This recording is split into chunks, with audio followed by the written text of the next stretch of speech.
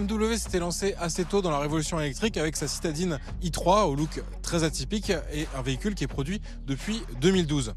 Cette offre zéro émission a depuis été complétée par deux SUV, donc le iX3 et le plus récent BMW iX, mais on attendait forcément la marque munichoise sur un de ses terrains de prédilection, à savoir les berlines, et c'est chose faite avec cette i4. Donc cette i4, c'est tout simplement la cousine 100% électrique de la série 4, et c'est pour ça qu'on retrouve finalement ce design de grand coupé 4 portes avec un coffre assez volumineux. Et dans cette version M50, cette i4, c'est aussi la première voiture 100% électrique à porter ce badge M, donc la signature des véhicules performance chez BMW. Donc cette sportive 100% électrique, c'est une réponse notamment à la Tesla Model 3 Performance, mais aussi à ses concurrents allemands. Donc on peut citer notamment la Porsche Taycan, mais aussi l'Audi e-tron GT qui bénéficie d'une version spécifique RS, donc la grille sport chez Audi, mais aussi de la Mercedes EQS qui est déclinée dans une version spécifique AMG. Hormis la calandre sans ouverture à l'avant ou l'absence de pot d'échappement, difficile finalement de voir qu'il s'agit d'une version électrique et pas thermique. Mais on va voir tout de suite à l'intérieur à quoi ça ressemble.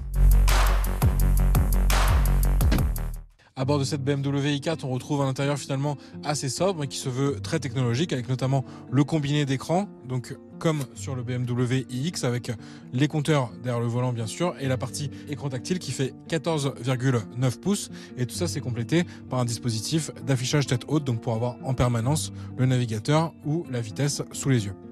Donc un intérieur très épuré, ça veut dire peu de boutons. BMW passe en effet au tout tactile pour certains réglages, notamment la climatisation, mais on garde quand même certains boutons de raccourci pour accéder plus facilement à certaines options qui sont assez importantes, notamment le désembuage des vitres. On a également pas mal de raccourcis au niveau du manche de sélecteur de mode.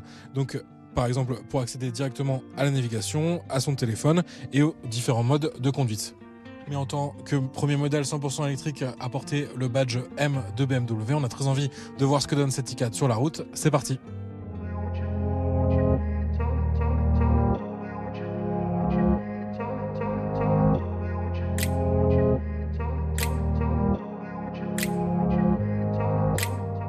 Nous voici sur la route à bord de cette i4 M50.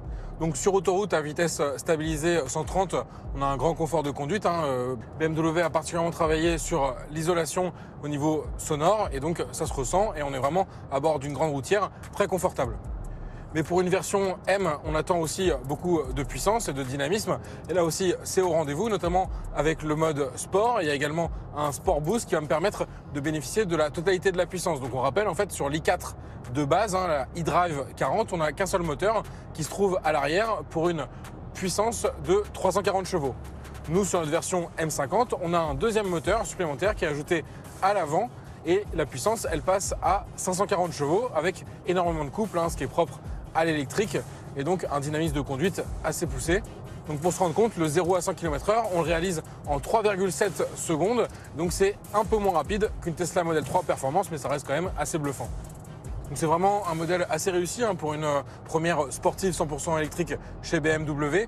Le seul petit regret, c'est peut-être au niveau du freinage régénératif. En effet, on peut l'activer via la commande de mode, donc le fameux mode break, donc qui va me permettre finalement de simplement en relâchant la pédale d'accélérateur, d'avoir un freinage assez poussé qui va permettre de récupérer de l'énergie et qui me permet d'aller jusqu'à l'arrêt. Donc ça marche très bien, mais c'est vrai que sur un modèle sportif, vu que ça va finalement reproduire un effet un peu frein moteur super agréable en conduite dynamique, finalement on aurait apprécié avoir des palettes au volant pour pouvoir régler ce freinage régénératif en fonction de la situation. Ça c'est vrai que c'est un petit manque sur un modèle sportif.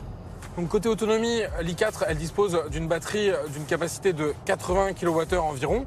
Donc ça va lui permettre sur cette version M50 d'être capable de réaliser officiellement un peu plus de 500 km, donc selon la norme WLTP.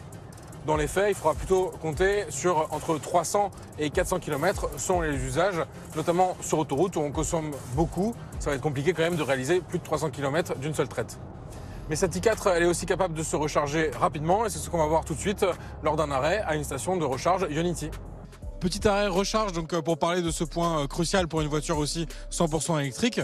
Donc cette i4 elle peut encaisser jusqu'à 22 kW sur du courant domestique donc alternatif, et en courant continu comme ici sur une borne Ionity ça peut monter jusqu'à 205 kW, donc idéal pour les longs trajets et faire le plein d'électricité en à peu près une demi-heure. Côté tarif, cette i4, elle démarre dans sa version de base, donc uniquement avec le moteur à l'arrière, tout juste sous les 60 000 euros. Et donc ça lui permet de bénéficier en France du bonus de 2 000 euros sur les voitures électriques vendues entre 45 000 et donc ce seuil de 60 000 euros.